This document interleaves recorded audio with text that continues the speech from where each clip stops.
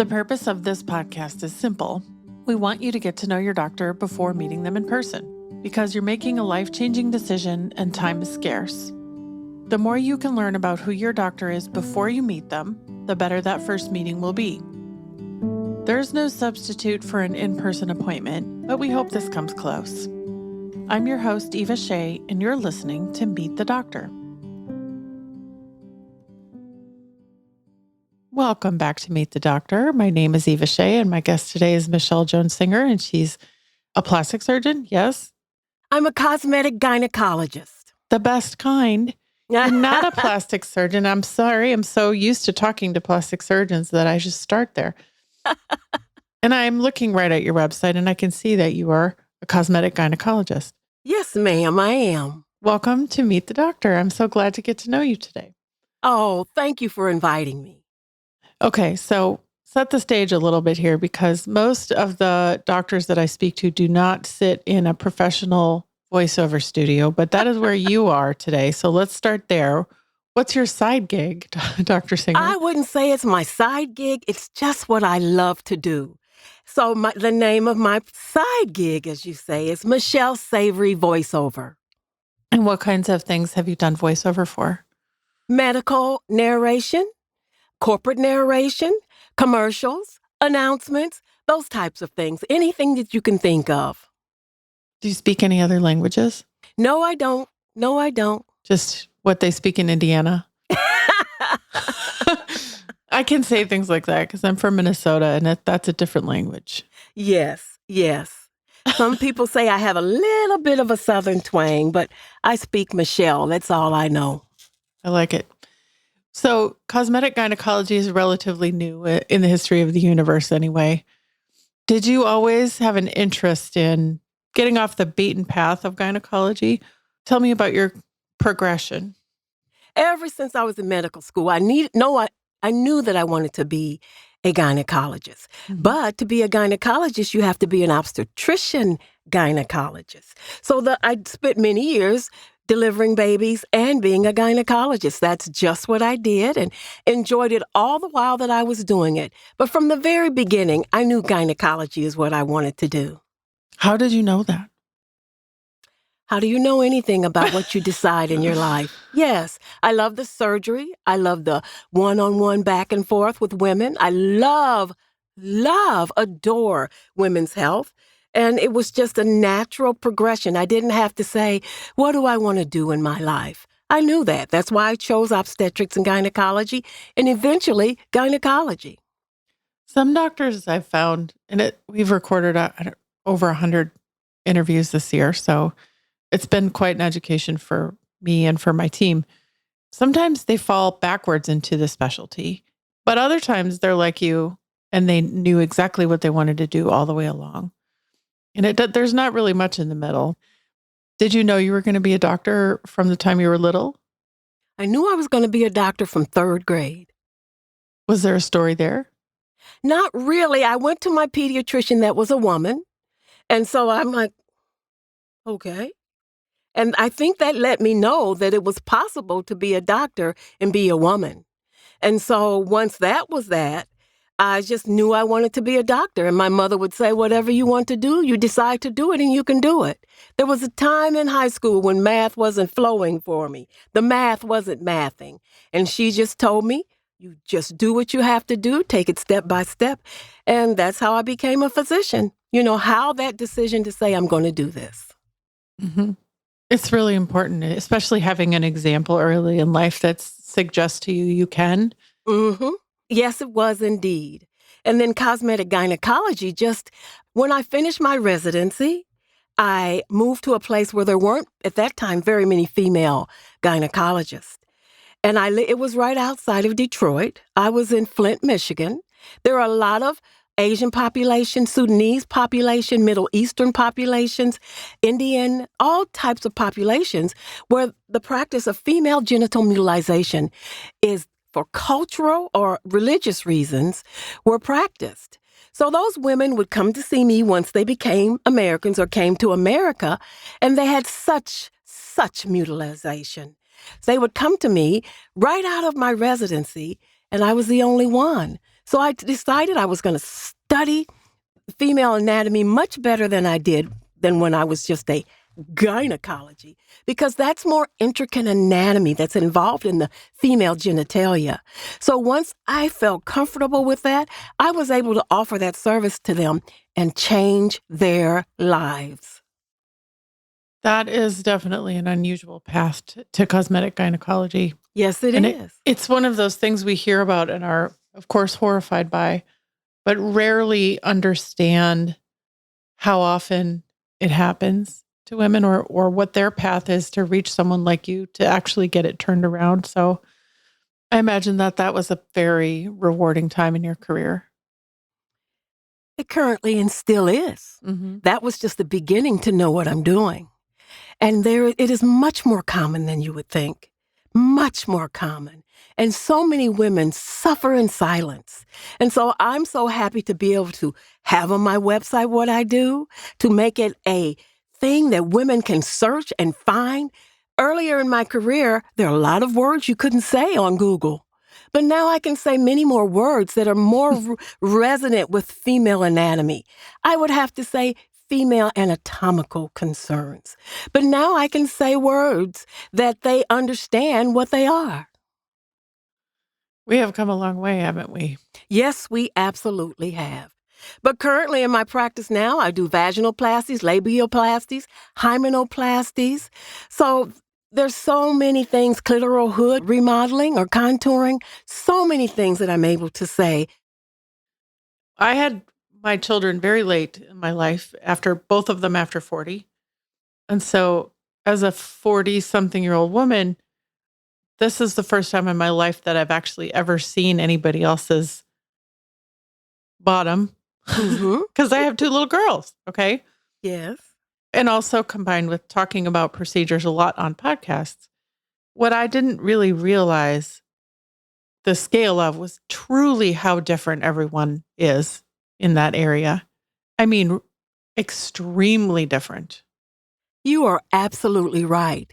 And because of the internet, because women see how different everyone is, and someone can see on my website, wow, I look like that. I can do something about it. Women have problems with pain, discharge, discomfort, pulling, pain with intercourse, embarrassment. And the look of it, so many women get so embarrassed and are so inhibited and self-conscious about what their genitalia looks like. And so by looking at pictures, and I've got a lot of before and afters on my website, they feel comfortable. And when they come to see me, they feel ready to see me. And that's what's important to me. What percentage of women do you think don't even know what they look like? I'd say 50% at least. Let's say 80. I was trying to be nice. That was a very optimistic number that you started with. 80%. And the 20% that know what they look like, what do you think they did to get to the point where they went and looked? Like, you have to do gymnastics to look, so. Well, there's so many things out there that they can see what they look like. Sometimes their partner tells them that they don't like it and they have to look. Sometimes they're hurting and they feel like they're cut and they feel something pulling. Sometimes when they're walking, they have to kink their legs over to the side because their labia get caught in it. Sometimes they're unable to have a bowel movement without pressing to help them have a bowel movement. Sometimes they're having a vaginal discharge. And what the heck is that? So it's typically symptoms that make them say, I better look. But I encourage my patients, my gynecology, just for straight gynecology, to look at yourself, understand your anatomy. And when patients come to see me for consultation, I teach them their entire vulvar anatomy. And that's a great jump-off point for when we can discuss things. Do you have a way of doing this that makes people feel really safe when this is happening? How do you do that? Oh, absolutely. I reassure them that they're not the only one. They think they are, but I reassure them. I tell them about the procedure and what's done.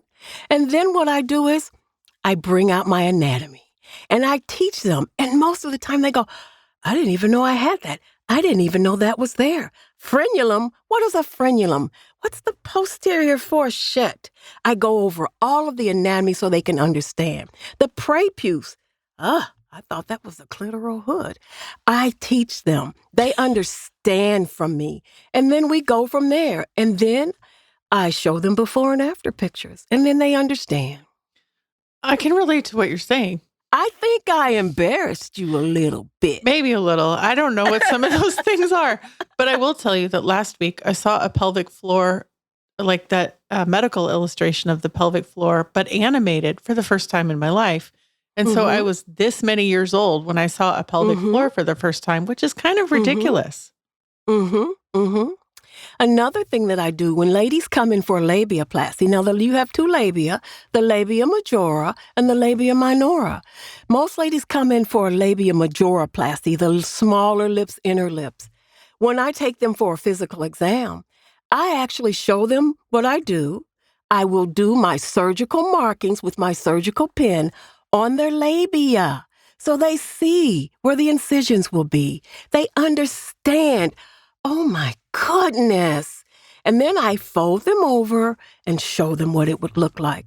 And that's when the light bulb goes off. And then after I do that, I get that same anatomy sheet and I have them copied in my office. Then I draw their labia on there and then I draw their surgical incisions. And the light bulb is bright and shining by then. That's amazing. And then what do they say to you afterward? Thank you. Thank you. I didn't know. I just didn't know. No, we don't know. And it's so very important. I belong to a group, the GYN experts. It's about 6 doctors that we just text each other all the time with new procedures or when someone does a presentation somewhere. And we talk about procedures and that sort of thing. So we keep each other fresh, with new things that go on. Then we also have ways to bounce ideas off of or concerns off of. How would you treat this? So that has been very exhilarating to me also. How did you find this group? Conferences, cosmetogenesis, Eurocosmetogenesis, or those type cosmetic gynecology conferences. Yeah, one thing I know about this group is that you always come up with things that are hard to say. Urogynecology and then Cosmetic gynecology. Yeah. And so we have conferences. We are very educated, and we share. A cosmetic gynecologist share new techniques, new concerns, new everything, and ode and review. So we met each other there, and they said, "Hey, why don't we do this?" Are any of these people in your group nearby, or are they all over the place? Jamaica, London, Michigan, all over. So you're in Indianapolis now. Are you still close with people in the Detroit area? Just a couple colleagues. As time goes by, you just don't, that's what happens. Everybody. And especially in your specialty. You're all a small but mighty group. For sure. How do people find you? You know what? They Google. Vaginoplasty is my most common search. Labiaplasty is the second. And then it kind of trickles down to other things. And then they see me. They see my reviews. They look at my reviews, and then they pop to my website. Talk to me about the technology that you have in the practice. What kinds of devices are you using? I know you're doing a lot of surgery, and you're great at that. But what else do you have in that spectrum of treatments that are available? I have something called a MonaLisa Touch. It is a laser vaginal rejuvenation of the vagina and the vulva. I do radio frequency that helps with that. ThermiVa. I have Morpheus 8, Morpheus V. That's microneedling with radio frequency. Those are typical technology. I also do the O-shot, and the O-shot helps with urinary incontinence, female intimacy, orgasms, all those types of things. Do you have a favorite of all of your lasers? No, I like them all. It's just like having a bigger restaurant menu and all the food is good. That's right. Yeah. The specific tool The right tool for the right purpose, and that's what that's for. Have you also been helping with weight loss and using semaglutide to help women lose weight? Yes.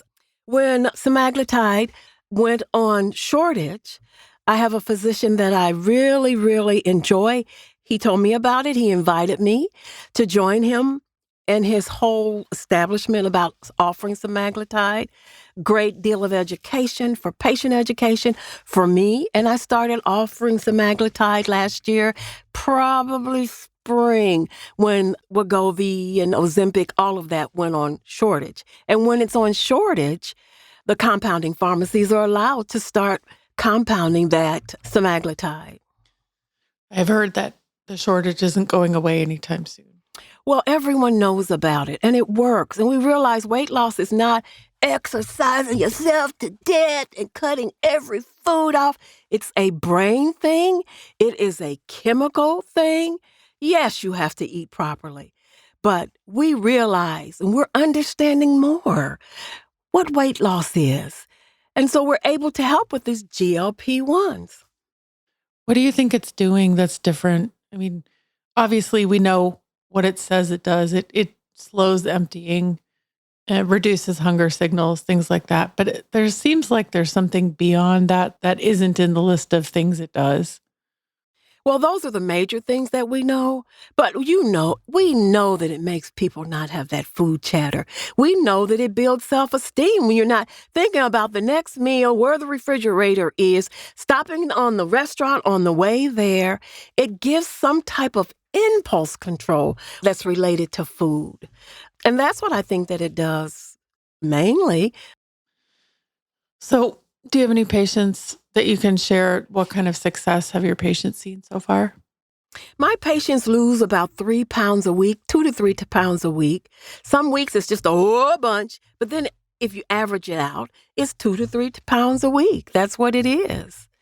They're just so happy to finally feel like they have some control over this. Yes, that is very well said.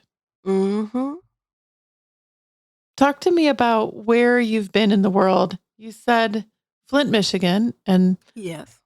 and now in And Indianapolis, but where else have you worked? I trained in Ann Arbor, Michigan. I moved to Flint, Michigan. I moved to Indianapolis. I moved to a small town in Indiana and then eventually moved to Indianapolis. And that's where I've practiced medicine and that sort of thing.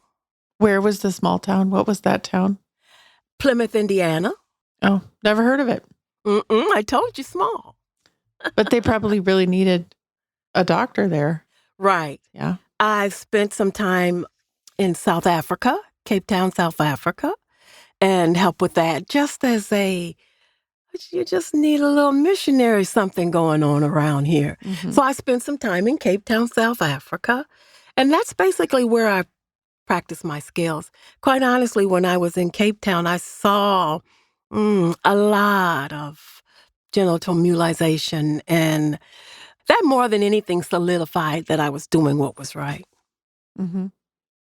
What do you like to do when you're not at work, other than voiceover? I was going to say voiceover. That's what we do. That's what I do. Enjoy my husband and my dog. And he's sitting with me back here. He knows how to keep quiet when I do voiceovers. He's a studio dog. Yes, he is. And I don't have his collar on when I'm in here. So it won't ting, ting, ting, ting, ting, ting when he...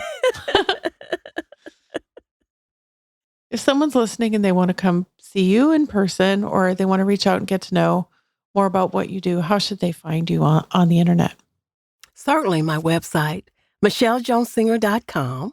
Really, it's called Indianapolis-cosmetic-surgery.com, but you can still get me from michellejonesinger.com. Very easy to remember. And Instagram, Michelle Jones Singer. And I'll make sure those links are in the show notes so they're easy to find. And I do TikToks too. Oh, you do? Mm-hmm. Oh, I'll have to check that out. On my Instagram and my TikToks, I speak of things that people don't want to talk about. Embarrassing things women don't want to ask their doctor. You have a huge following on TikTok. Now I'm going to have to go figure out why. No, I can see why. Thank you, Dr. Singer. It was really a pleasure getting to know you. What a pleasure. What a pleasure. Thank you for making this I could just let you know what I do and who I am. That's what we're here for. Absolutely. Thank you for inviting me. If you're considering making an appointment or are on your way to meet this doctor, be sure to let them know you heard them on the Meet the Doctor podcast. Check the show notes for links, including the doctor's website and Instagram, to learn more. Are you a doctor or do you know a doctor who'd like to be on the Meet the Doctor podcast? Book your free recording session at meetthedoctorpodcast.com. Meet the Doctor is made with love in Austin, Texas, and is a production of The Axis, TheAxis.io.